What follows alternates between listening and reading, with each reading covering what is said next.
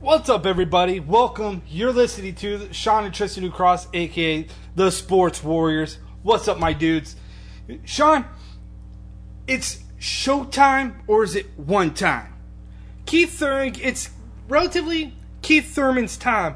In boxing, you only get one of those fights that come once in a lifetime, and this perhaps was his once in a lifetime. See, it's interesting when you put these two fighters, because we haven't seen these caliber of fights since Arturo Gatti, Mickey Ward days. And when you saw Sean Porter, I mean, it didn't even start from the Sean Porter and the Keith Thurman fight. It actually started in the undercard when you had Jarrett Hurd taking in on Oscar Molina. That's where ultimately this card kind of took its tail, because I think that when you see these two kids put on a show like they did and a clinic like they did, I think you look at as professionals in Keith Thurman and Sean Porter, they're like, dude, we're not going to be showing up. You can't. But Sean Porter had so much coming into this fight, because a lot of people thought that, okay, well, he lost to Kell Brook, and nobody quite understood where he was going next. So when you look at Kell Brook and you look at Sean Porter fight, and then you look at Keith Thurman and Sean Porter, Keith Thurman was able to, I want to say, not put a masterful performance together, but he put a performance together enough to sway the judges. Because when I was looking at it, I almost thought that this should have gone to the way of a draw instead of going completely to Keith Thurman, because I don't think Keith Thurman did a whole lot to establish himself that way that he completely dominated the fight. Yeah, and I completely agree with you on that one. I had it 105 to 104, Keith Thurman going into the round 11, and then in round 12, I had Sean Porter stealing that round. I just thought Sean Porter did more in that round to go ahead and warrant the fact that it was a draw. But unfortunately, somewhere along the lines, they gave an extra round to Keith Thurman that I could not see where he gave it to him, unless it was maybe round 8 maybe, or round 7 maybe. That's where they kind of switched it a little bit towards Thurman. Because when you look back and you transition to the later rounds, I thought Sean Porter put more of a brawling type clinic and was putting his power in on Keith Thurman in that fight. So when you look at that, that's where I thought he got the edge. I didn't see Keith Thurman pull away from this fight. I thought I saw Sean Porter getting inside on Keith Thurman and working the body. I did not see these masterful strikes. I did not see a boxing clinic from Keith Thurman. But what I saw was a guy that was not afraid to get into the dirty corners with Sean Porter. That's what interested me the most was, wait a second, he's getting into the nitty-gritty portion of this boxing fight. I didn't think he could do that with Sean Porter. But he did, and that's the thing that was a little bit interesting for me, was that when you look at that fight, that's what stood out to me. It was perhaps one of the better boxing fights this side since Canelo and Amir Khan. I mean, Canelo and Triple G. See, I like this matchup for two reasons. Because it was able to showcase the world that boxing is still relevant to a certain degree. Absolutely. Because when you think about boxing, you think about all the titles. You know, Keith Thurman said it perfectly at the end when he said that, hey, let's just bring all the belts. Even Deontay Wilder is now saying, you know what? We don't need 1,000 titles. Let's get all the big heavyweights. Let's get all the titles on one person and unify them. That's smart thinking. So why not do that for the welterweight title? Why not? The welterweight division is so stacked and so heavy that the 147ers, they have so much talent going for them. See, you talk about Kell Brook saying that he wants to unify all titles. He wants to fight Keith Thurman. He wants Keith Thurman's title. And you can't blame the guy, because Kell Brook is 36-0 with 25 KOs. He already owns the IBF title. He then wants to go after the WBA title that is held by Keith Thurman. Not to mention that he wants to go after Danny Garcia's WBC title. And Thurman wants that fight. Thurman wants Danny Garcia. But Danny Garcia is going to get Amir Khan. That's the number one fight for that title right now. So if you're Keith Thurman, you look at a Kell Brook fight. You look at that fight. Kell Brook looks at that fight. But you also can't sleep on another guy that is making his climb through the welterweight ranks, that is making his name known, and that's Earl Spence Jr. People are sleeping on Earl Spence like it's going out of style. Earl Spence Jr. is going to fight Leonard Bundu in a title eliminator fight. What I don't get is, why is Earl Spence in a title eliminator fight? Win, lose, or draw, Earl Spence is a top contender. So Earl Spence should get a shot against a Keith Thurman. Absolutely.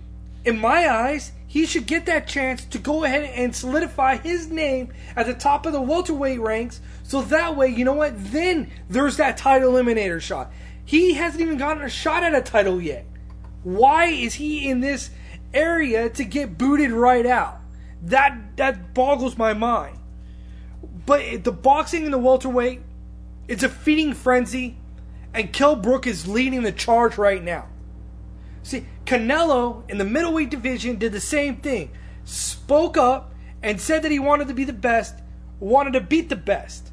He lost to Amir Khan, then he backed out of the Triple G fight.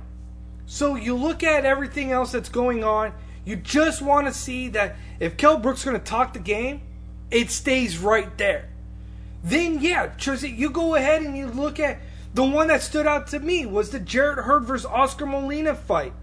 You're talking about a guy who's hungry, talking about a guy who wants to be at the top of the food chain. This guy has the it factor. Sean, I looked at Jarrett Hurd against Oscar Molina, and I love that fight because I was telling you that you had to watch this fight because you want to talk about a guy that was tall and lanky and had that distance. And you would think a guy that was that tall would be able to use his length and measure out his opponent. But no, what was interesting is that he fights as if he's an outside fighter, but yet he was inside that pocket the whole entire night. And it wasn't just...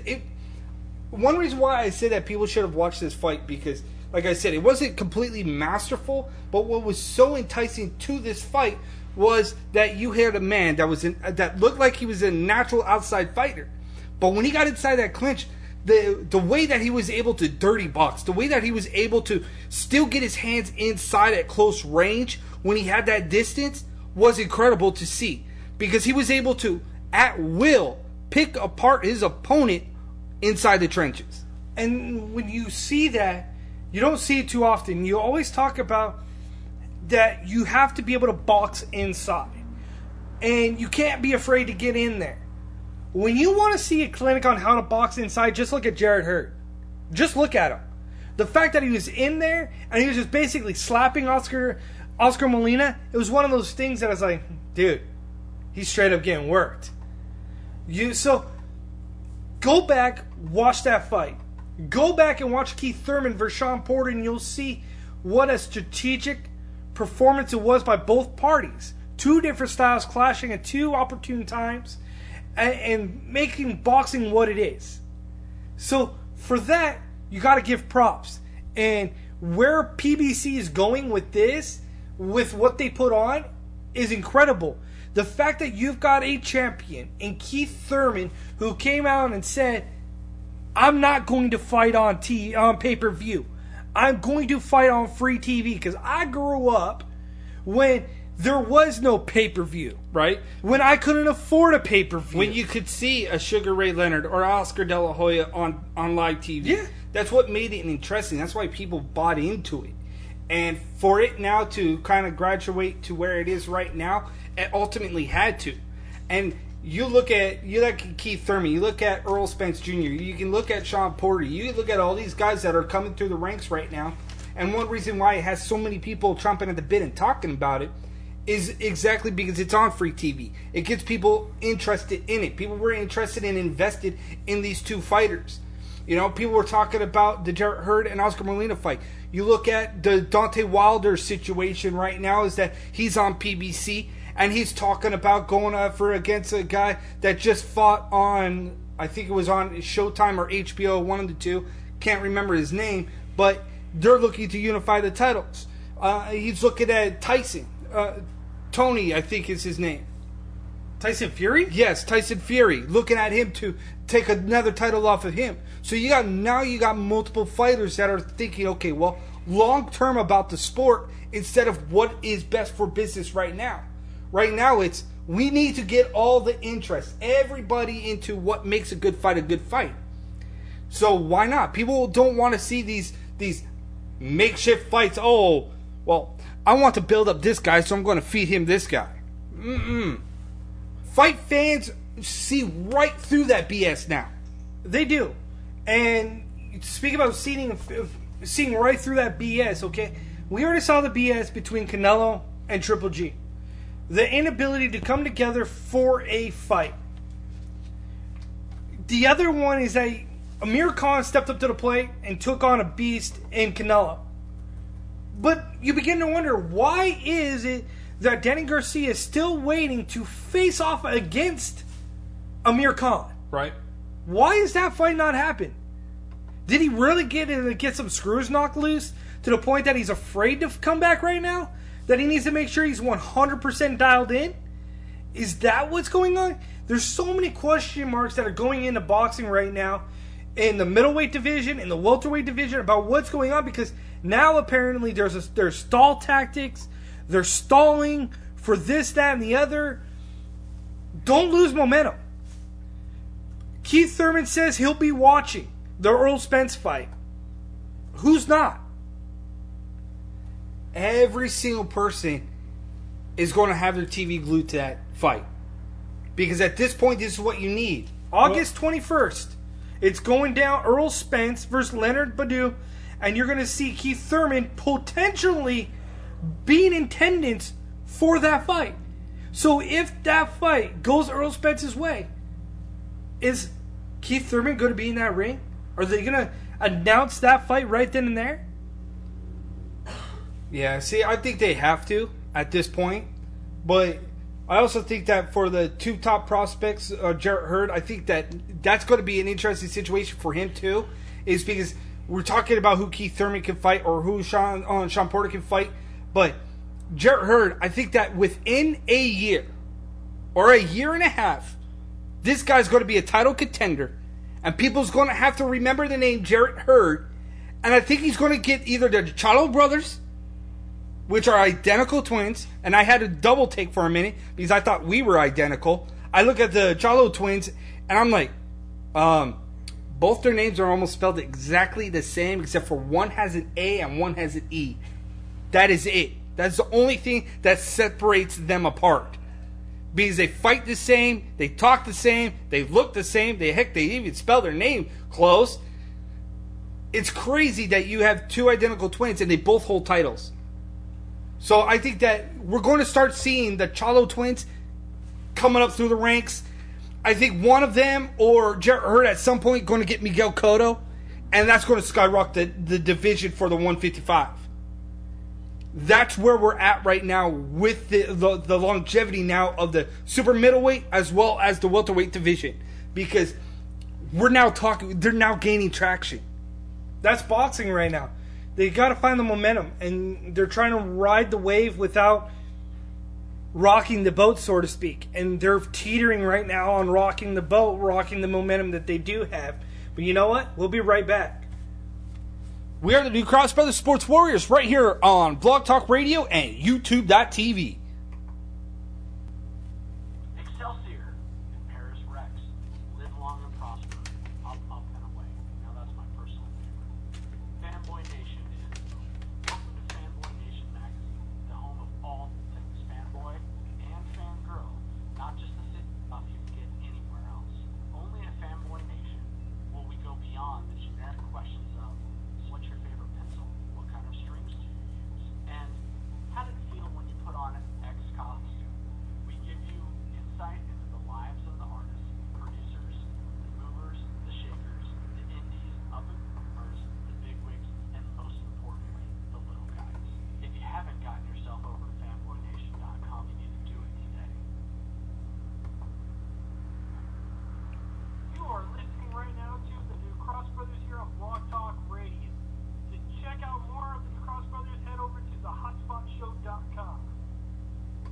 All right, everybody, we are back. You're listening live right now to the Sports Warriors. We are your boys. The realest combat sports talk show right now on the airwaves. It's with us, Sean and Tristan Ducross. Sean, we have an incredible show, and it's only going to get better from here on out. We got the fallout of Dynamite 2 that happened, or Bellator 157, or Bellator Kickboxing, whatever you want to call it. It drew less than their average. When you've got Bellator Dynamite 2 and you're trying to duplicate what you put on the first time, you had to go balls out, but you only put it in St. Louis, Missouri. You didn't have the star power draw, so to speak. So, of course, it was going to draw less.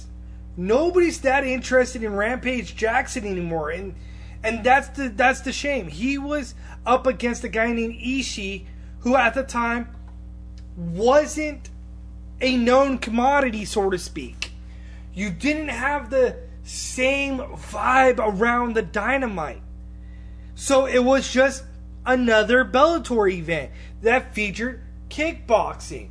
But what I don't get about this format is the switching from MMA, kickboxing, MMA, kickboxing, MMA, kickboxing. Why couldn't you just put one ring, whether it be in a circle or a squared circle? Either way, I think you should have just said, you know what, we're going to have a kickboxing inside of an MMA cage. That too. This isn't WCW War Games. This isn't. You don't get two rings, smash them together, put a cage over the top of them, and say, here you go. Well, team 1, team 2, you fight. Yeah, or the other alternative is the fact that, you know what? Let's go ahead and do all kickboxing at the beginning. Or do all MMA at the beginning. Mix it up, but when you go from MMA, that gets you all amped and adrenaline going because so-and-so just got knocked out, and then you go, oh, kickboxing? All right, let's sit back. Let's get comfortable because it's going to be a little bit of a long fight, and there's going to be some lull in there. It gets tiring on the average fan. The average fan, you lose them during kickboxing, and you're hoping you get them back. Although, if you look at the ratings, the Bellator Kickboxing outperformed the Bellator MMA. So think about this, Sean. We've had several talks about Muay Thai mixed martial arts, right? Yeah. I find it funny that here you go again, on paper, you look at the ratings, fans love the stand up and bang persona. The issue that we have here now is that when you break down the ratings, you look at Rampage Quentin Jackson versus Ishii. Really? Did nothing to draw anything. So now you worry about his drawing power. You worry about what he can bring to the table. But when you look at Raymond Daniels, you look at Kevin Ross, you look at Joe Schilling, you look at those guys in the kickboxing atmosphere, those are names. Yeah. People wanted to see those fights. So you look at when you all of a sudden turn over, you get ultimately the lead in from Bellator MMA into kickboxing. People were all for it, man. All for it. That's what you were looking for. 601,000 viewers for the MMA. 648,000 tune in for kickboxing. There's a misnotion of all of a sudden, here you go, that pop that you're getting now for the kickboxing world and the boxing world, it's starting to gain traction. Well, I do get... We talked to boys at Access TV, and they told us, hey, the number one rating show on their network, hands down, is Lion Fight. And I get that.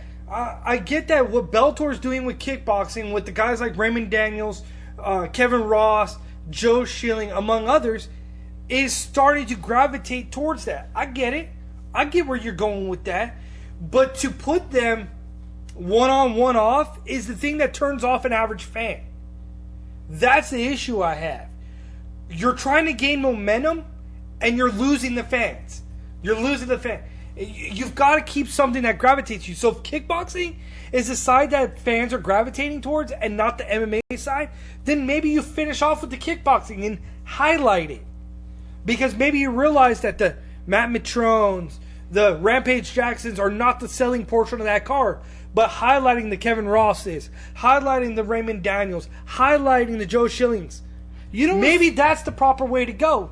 That's the biggest question I have. But do you know what's funny, though, is that Rampage can't draw, but guys like Kimbo Slice and Ken Shamrock and Royce Gracie all drew far better than Rampage Jackson, who keep in mind, came in better shape, came in with a better understanding that, heck, this is where I want to be in a platform, but yet he did not perform at the Admiral level that we all knew that he could. Instead, he stood there and taunted because Ishii wouldn't engage with him. How, as a professional fighter, dude, you weren't doing anything either to engage in that fight. So why are you throwing your hands up, turning your back to the fighter, engaging with the fans like as if, well, I'm trying, but he's not. It takes two to tango, bro. It takes two. But in this fight, too, is that Rampage... How serious did Rampage go into this fight? When Rampage came in at heavyweight. Rampage looked out of shape compared to Ishii. Ishii looked like a jacked up jackrabbit that was looking to take him down. So... you're beginning to wonder, where can Rampage go? I believe that if they would have put the fight on in Japan, Rampage would have drawn. Fans here just don't care anymore about Rampage. So it's interesting to see, why do fans care about Tito Ortiz and they don't care about Rampage? Right. Why do fans care about Ken Shamrock and not Rampage? Where did the Rampage persona, where did his image, where did everything start to dip on him? Because he's been off for 465 days? So he became Mr. Irrelevant? Is that where it all went wrong? But I'm also going to call out, let's talk about this, Sean. Who gave Rampage all 3 rounds? Like, whatever you are doing, please lay off on it come showtime. Because that was the most ridiculous thing I've ever seen. A 30-27 for Rampage? Come on. Let's be real. He lost that fight, and he got the W. I had that score 2 rounds to 1. 2 rounds to 1 for Ishii, and Rampage won. That's as bad as of a rob that King Mo Lawal got against Quentin Rampage Jackson. Dude, I was yelling at the TV going, how do you do that? But it's Rampage, so I guess it makes sense. But the thing that interested me the most was the fact that Michael Chandler knocked out Patricky Pitbull with a vicious right cross that just put him on his back. When you look at Michael Chandler, there is just something crazy about him when he fights in his home city of St. Louis, Missouri. There is a difference to that fight that when you look at it and you're like, well, Michael Chandler, welcome back to the 155 division. Because in fact, when you look at this fight and you look at what Michael Chandler did, I cannot knock the guy. The guy came out fresh and ready, looked like a beast. But I'm going to poke the bear a little bit. You do realize that he picked on the weakest of the 2 brothers. Michael Chandler, I'm not going to take anything away from Michael Chandler, but that dude's a beast. And to see him come back and regain his title, all the power to him. But he beat Patricky Pitbull, who's coming off a win against a guy that has no identity himself, which is Ryan Couture. You know, so, I mean, and that was the worst knockout probably of Ryan Couture's career. And now flip the script, and you get sandwiched by him. And Michael Chandler jumping on top of the cage going after it with the other pitbull, with Patricio. And he said basically, told Patricio, hey, dude, step up to 155, and I will smack you back down to your 145, and I will hurt you worse than I hurt your brother. At what point do you start thinking, if I'm Scott Coker, I'm going, I want that fight? Well, at what point, if you're the mad scientist in Scott Coker, who has the creative mind to throw random matches together that makes you go, okay, and then it turns out to be great, at what point is enough where you let Patricio continue to run his mouth in front of other fighters? Oh, this is true. And then not get a fight? We saw that with Will Brooks. Now we're seeing that with Chandler. And Will Brooks left for the UFC. But I'm just saying, Bounced. At what point do you tell him, you know what?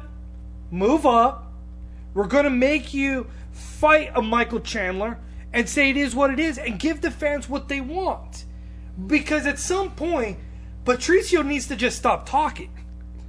There needs to be an end all to end all. Okay, Sean, I love you. You're my brother. But I would have done the same thing too, homie. You get knocked out, I'm on that cage going, dude, let's go. Let's go. We'll go right now. But the difference between you and I is that if I say let's go, best believe we're going to go. Straight up. If I'm going to get knocked out, I'm going to get knocked out. But if I'm going to brawl, I'm going to brawl. But the interesting thing is that Patricio is exactly like you and I. Exactly like every brother.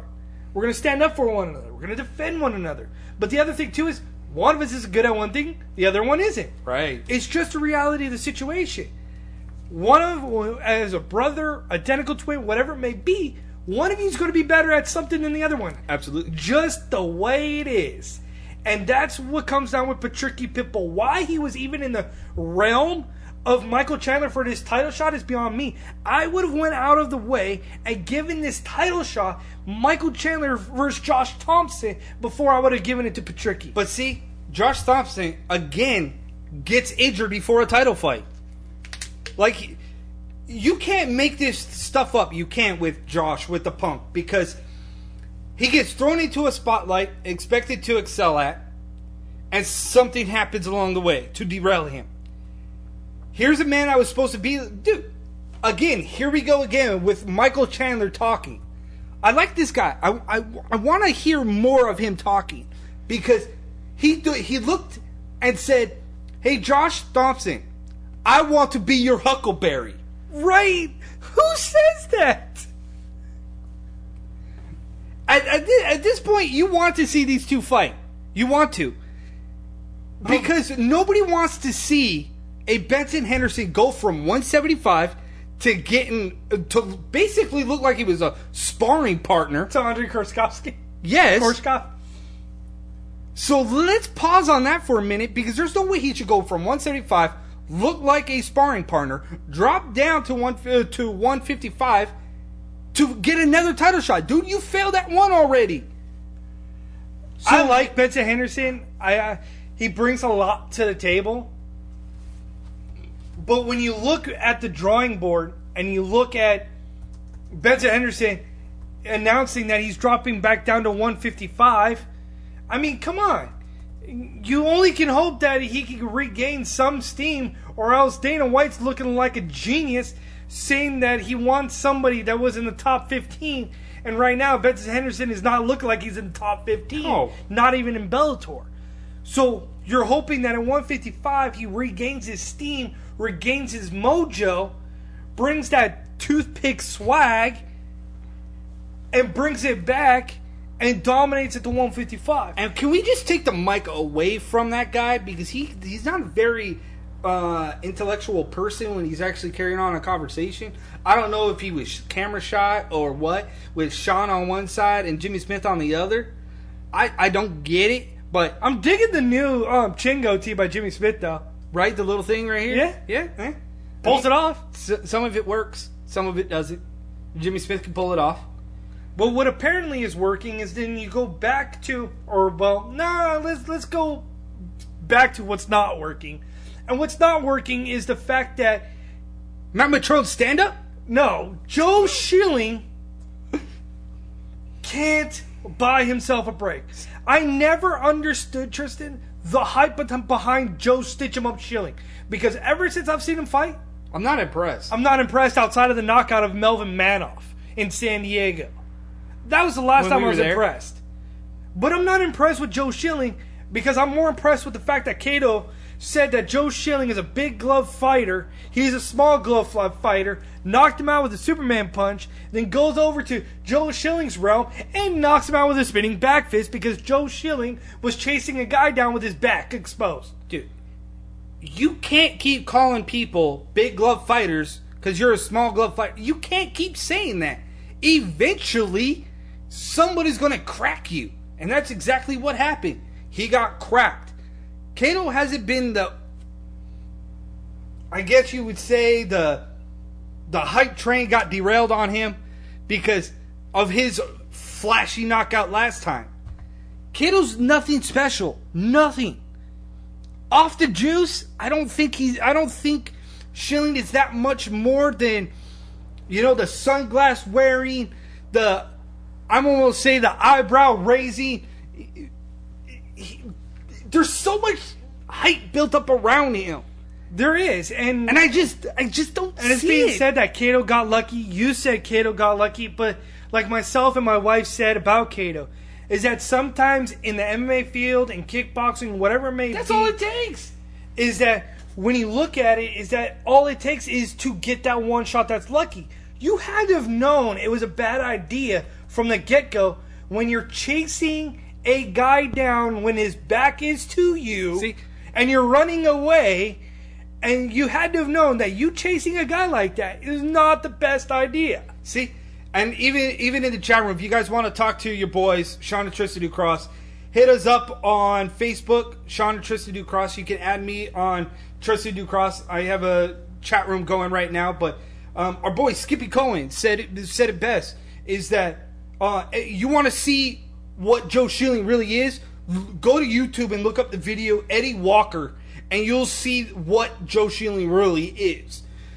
Because in order to become great, you have to be able to establish yourself. And you look at the caliber of fighters, that tells you who you are.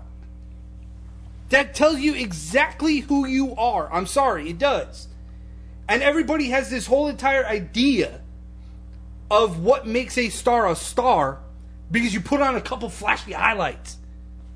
And apparently you gave a couple people some stitches. That's how you got the nickname Stitch 'em Up.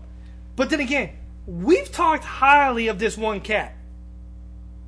So anybody that has followed us for a while and followed us when we were talking about Glory Kickboxing knows how outspoken we have been about this one particular kickboxer. Raymond effing Daniels. Showtime! Recognize greatness. Bellator Kickboxing has a special guy that is feeding off the momentum that he has. The fact that he was disappointed that he didn't get a knockout in his first fight, to the fact that he got a knockout in this fight against Stefano Bruno with a spinning back kick to the ribs. It was marvelous. Something you don't see all the time. And when you see Raymond Daniels and you see everything that he's about, the flashiness about him, it's just something you gravitate towards. And Bruno in that fight was like, why are you stopping the fight? Why are you stopping the fight? It made no sense to stop the fight. But when you get kicked up against underneath your ribs, and then you stopped fighting and you were running away from Raymond Daniels, you had to stop the fight. Or else he would have gotten knocked out 10 times worse. Again, you know what's coming with Raymond Daniels. You know it. You know you're going to get a flash kick. You know you're going to get sideways. You know it's coming. But it's funny because I watched that fight and I see Raymond Daniels doing a spinning back kick to the stomach area, misses it the first time, and you're thinking, he's going to do it again. Block him, do something. But no, and he gets caught and clipped again. Like, you see it coming. He telegraphs it, but there's nothing you can do. He's so quick, so fluid, so good. And when you look back and you see what happened, you talk about evolution, you talk about growth of MMA. Kerry Melendez continues to grow at a rapid rate. When you first saw her, you were like, I heard how good she was. But you know what? It just didn't happen. There was nothing appealing to her. But then she comes in, Bellator Kickboxing 2, puts on one heck of a striking clinic, looked completely different, shredded the legs of Howell, and just put on a show that not many people are familiar with. So for that, I applaud Kerry Melendez for stepping up to the plate and improving her striking technique and getting the ring rust off and looking 10 times better in this fight than she did in the last fight. See, but I like that. Because Kerry Melendez, you see the difference between from last fight to this fight, and it's almost like night and day. But check this out.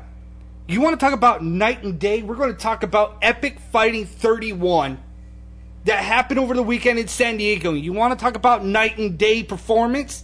You won't want to miss this. More with the Ducross Brothers Sports Warriors right here on YouTube.tv and on Blog Talk Radio. We'll be right back. Excelsior in Paris Rex. Live long and prosper. Up, up, and away. Now that's my personal favorite. Fanboy Nation is go. Welcome to Fanboy Nation magazine, the home of all things fanboy and fangirl. Not just the same stuff you can get anywhere else. Only at Fanboy Nation will we go beyond the generic questions of, so what's your favorite pencil? What kind of strings do you use? And how did it feel when you put on X costume? We give you insight into the lives of the artists, producers, the movers, the shakers, the indies, up-and-comers, the bigwigs, and most importantly, the little guys. If you haven't gotten yourself over to fanboynation.com, you need to do it today. You are listening right now to the Ducross Brothers here on Blog Talk Radio. To check out more of the Ducross Brothers, head over to thehotspotshow.com.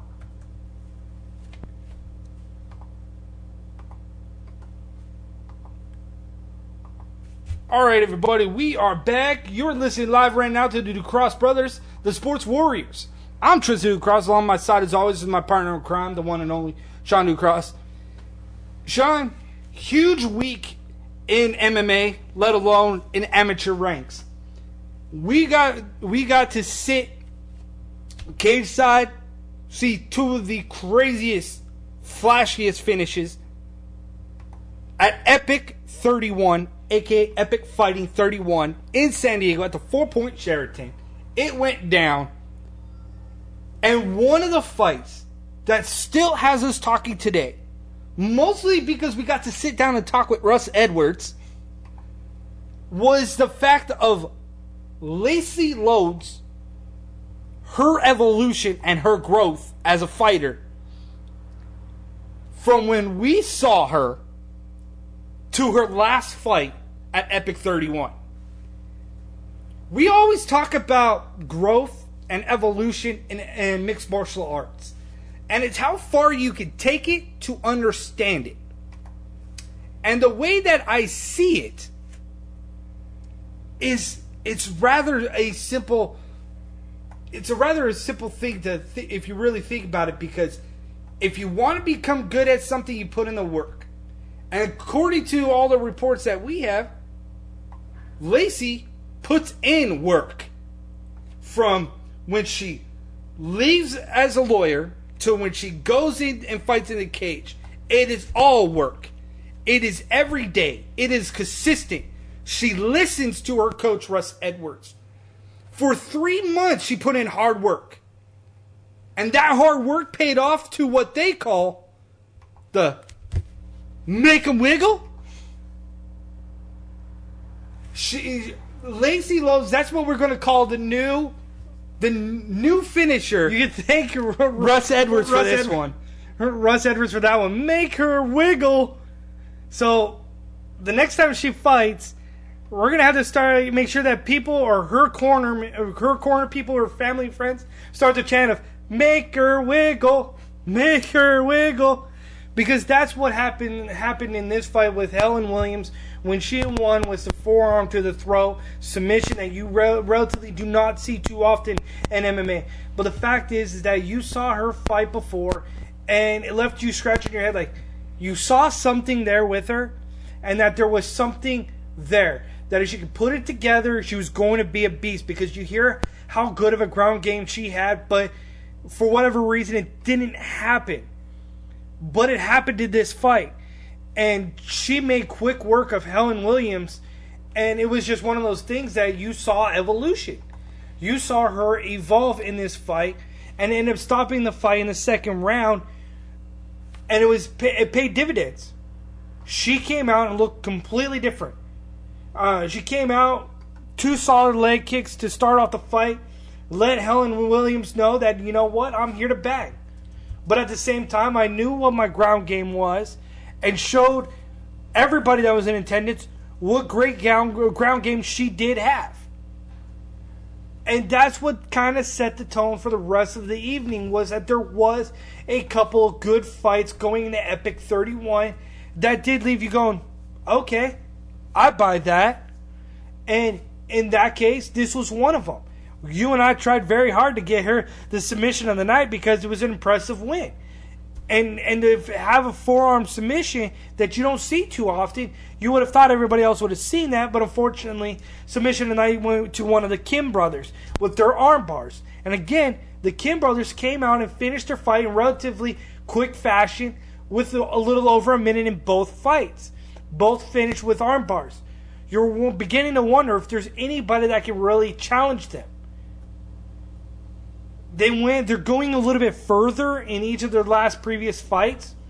They now own one of them owns the CFL title. They both own Epic Fighting titles. So they're starting to collect titles all around. You're beginning to wonder, when will one of them fight Joseph Williams? Joseph Williams is one of the bigger people in Southern California for the fight game. At what point do you start stepping up in competition and start looking for the best of the best? Joseph Williams is classified as best of the best.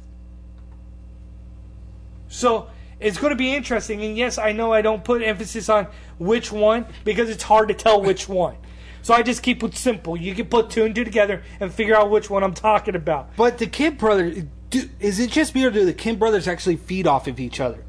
Because they both won by armbar. Yeah. It's like, okay, one brother beats the other one, beats his opponent at 217. Then the other brother comes through the ropes and goes, "Hey, I got you. I'm gonna one up you. I'm gonna do the armbar to my guy, but beat him in lesser time."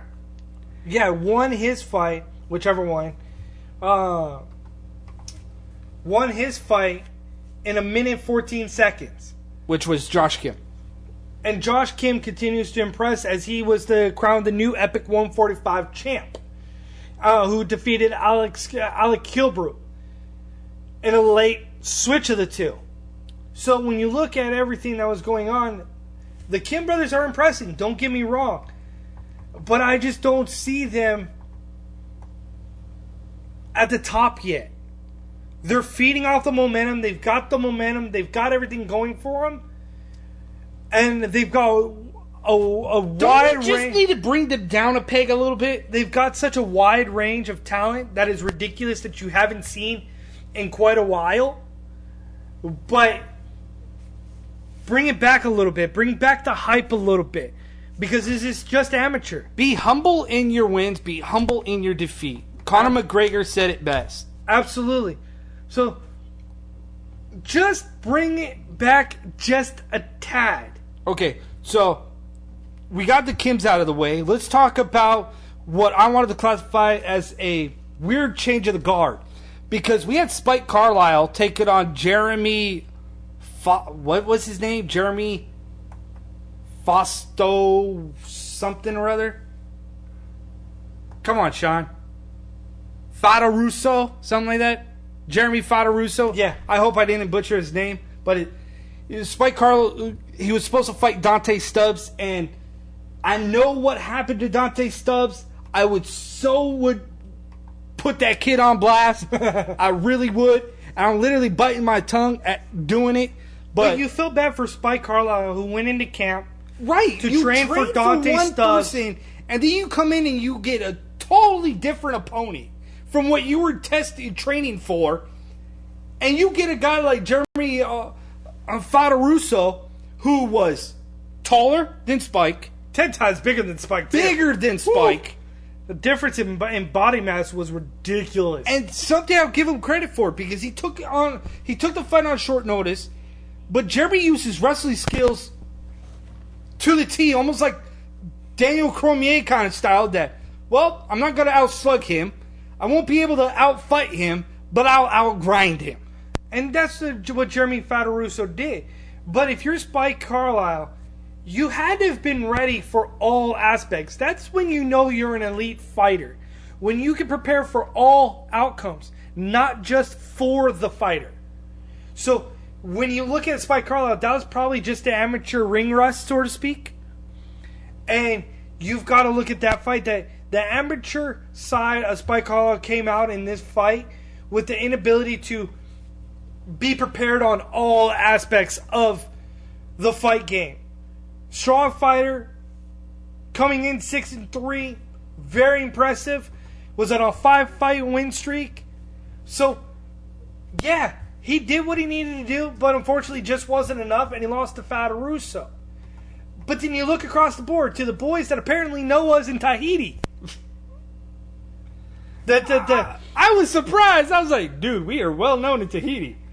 So you look across and you see that here dudes wasn't able to fight on this card, but the Savage Squad debuted and went, I think, 2-1, I told you? Yeah.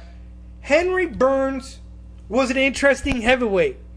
And Henry Burns came out, took on Edgar Barberi, who the first time we saw him wasn't that appealing, but he did slug, and that was entertaining. In this fight, Henry Burns came out, did solid leg kicks to Edgar Barberi, and then when the second round came up, they stopped the fight. The only thing I could think of, it was due to injury to Edgar Barberi that he took a vicious leg kicks. And in that fight, he was limping. Well, come on, dude. You heard the hit. You heard a couple crack against his leg, and he was limping. Noticeably limping. Yeah. You know, and unfortunately, in amateur MMA, any type of injury like that, they will call a halt to it. Regardless if you think in the heart of hearts that you can still go, for health reasons and precautions, you're not going to allow it. But Henry Burns, man, this guy, if he could continue to grow, he will continue to establish himself. But one of the Savage Squads that I feel so bad about is Tamaho Macomb. Tamaho. Right? You say that and you just want to bury your head in the sand. And I guess so did he. Because he took to Facebook, and everybody, including me, I was in on it. Because this guy, he's good. He's very, very talented. But sometimes it's like he loses the mental game. The mental game is far outweighs anything. Okay, folks. If you've never been in the fight game or been around fighters, you'll never understand the mental preparation that goes into fighting. Tamaho Macomb posted on his Facebook, and I'm sorry, my dude, that I'm putting you on blast like this, but it's just because I have the utmost respect for you, and that's what I even told you, was that he felt lost and felt as if he can no longer compete at the level that he can compete at.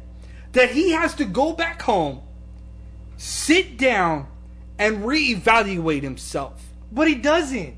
That's the thing. All he needs to do is find out, go back home, regroup with your camp, figure out why you lose your mindset in the middle of fights. Because if he doesn't lose his mindset in the middle of the fights, then he wins his fights. And we're not sitting here talking about him being 1-2 or now 1-3 now. You're talking about him being 3-1. It's just the mental preparation side, because the guy is far talented than anybody knows. The people of Team Arena, Charles Martinez in camp, here dudes in his camp in Tahiti, they're all good. There's just something missing. So Macomb is perfectly fine. Keep your head up. Get back to work. You'll figure out what you need to do to fix it. That's all it is. It's all about evolution and understanding the game. It is a bump in the road for him. Here dudes went through it. Right. And here dudes is still going through his bumps in the roads, because he hasn't really yet to finish fights. Yes. He had a health issue coming into what we found out into Epic 31. But he still goes out there. And he still goes out there and performs. Puts on a show. So if anybody could take anything away from anybody, it's look at here dudes. He's been able to persevere and come out on top. So Tamaho, keep your head up. Keep pushing forward. Keep trucking along, because you got a bunch of teammates that will stand by your side, pick you up when you're down, and tell you let's go back to war. Yeah, they're not called the Savage Squad for nothing. So when you look at it and you see the Savage Squad, they're going to be savages. They're led by a savage. They couldn't have been named any better. Here dude's named his team a good name. And bringing him from Tahiti to stateside is something that everybody's going to want to watch. But we've talked about Joseph Williams and his excellent ability to adjust and to adapt with his team at XL Jiu-Jitsu. The one guy, these guys are so sick on the mat. Davon Coleman, a.k.a. DJ, went ahead and put on another clinic just like his XL Jiu-Jitsu partners seemingly do. The ability of his transitions from the float over to the back, his transitioning to get the hooks in. My God, is this guy fluid. He came into the fight 2-0, now he's 3-0. He won with a guillotine in the third round. He's ridiculous. The guys over at XL are insane on the mat. You saw the heavyweight in the what is it, the throwing Samoan? It's insane what these guys do on the mat in the grappling aspect. When you're able to float between transitions and be able to go from single legs to double legs to getting the back to rotating his hips to getting on top to getting the guillotine choke, that all takes work. You don't want to face anybody right now from XL Jiu-Jitsu if you're not at the level that they are. Like, you have to be okay. Not to take anything away from 10th Planet Jiu-Jitsu, but if we would have a Jiu-Jitsu match between 10th Planet and XL right now, I'm taking DJ and Joseph Williams over any of those guys all day. Except for Boogie. Maybe Boogie. That guy's like a rubber band, but still.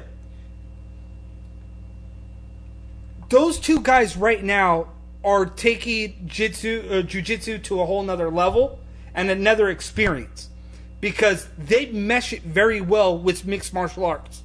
So they're not just your typical jiu-jitsu guys. Who wouldn't pay to see XL Jiu-Jitsu versus 10th Planet Jiu-Jitsu? Right. I would go see that. I would go see that matchup of jiu-jitsu between those two teams. That would be unique. That would be something that would be interesting because of the fact that 10th Planet has so many great jiu-jitsu guys. Right. Elijah Harris, purple belt out of 10th Planet Jiu-Jitsu. Like, I was telling people, I was like, dude, whatever you do, don't go to the mat with Elijah Harris. Don't do it. Elijah Harris got cracked with a left, dropped and said, well, I'm just going to keep the fight here. And that's all she wrote. Never allow a guy that is, his art is Brazilian Jiu-Jitsu. you don't tangle with them on the ground. You don't. You want to do everything in their power to stand up. All these people that stand there and they fight, it's crazy. And we should probably get one of our boys that just popped up in the chat room, Jonathan King, who will be, again, August 26th, Tru Form Entertainment at the Anaheim Expo. Mr. One and Only, Clinch Report himself, Jonathan King, will be doing the play-by-play for Tru Form Entertainment, TFE. It's going down. And that's the thing, we got to And your boys will also be there with Tru Form Entertainment. You want to be there August 26th in Anaheim, California. No doubt. And we got a chance today that hopefully we'll get it all sorted out later on today, but you'll see an interview that we conducted with Josh Griggs today talking about Tru Form Entertainment, the fact that you got Andre DD taking on Johnny Cisneros for the 185 title. That in itself is going to be a stand and bang competition you don't want to miss. Then you've got Lucas Rhoda taking on Keith Berry. KO. It's like when you get this avenue and you get this opportunity to go to a big venue, you got to go for broke. You've got to go for broke. And that's what TFE is doing in Anaheim. August 26th is going to bring the house down and bring the fans. It's going to be a pro and amateur fight card. So you're going to get to see some rising stars. The grassroots development. And also see the guys that are going to bring the fans in, that are going to make you want to go, yes, I'm going to go see that fight tonight. Dude, great venue. Great place. You can't ask for much more outside if you're not Bellator, UFC, or anything like that. And here they are going to take and claim their home as the Anaheim Expo, which nobody else can, but they're going to do it. I really hope this is a sellout. Johnny Cisneros is the type of guy that's going to put on a war. But let's talk about tattoo terror. Right. He's going to be on the card. But one guy that has me very intrigued, and we talked about this with Josh Griggs earlier today, was that Joe Daddy Stevenson is coming out of retirement to take on a guy that is absolutely a bruiser, a bad dude, and Gabriel. And Joe Daddy is going to come out of retirement. One fight before this, he already had kind of like a little fight here, but his true comeback tale has a fight coming up one I think it was like a couple months before August 26th. This is good for both of them, I think, because Joe Daddy, he has this fire and this burning sensation inside of himself that since growing his team at Cobra Kai, you've seen that, because we've seen him now a couple times at Tru Form Entertainment and talking to him. And at a couple of the epic shows, we've seen him. You see that fire in his eyes again. No doubt. And I guess you at some point in time, that when you've been fighting from such a young age, right, that you've got to kind of take a step back, let your body heal, to regroup, to get back on the grind. And if I'm Gabriel Milanagi, right? That's how you said it? Yep.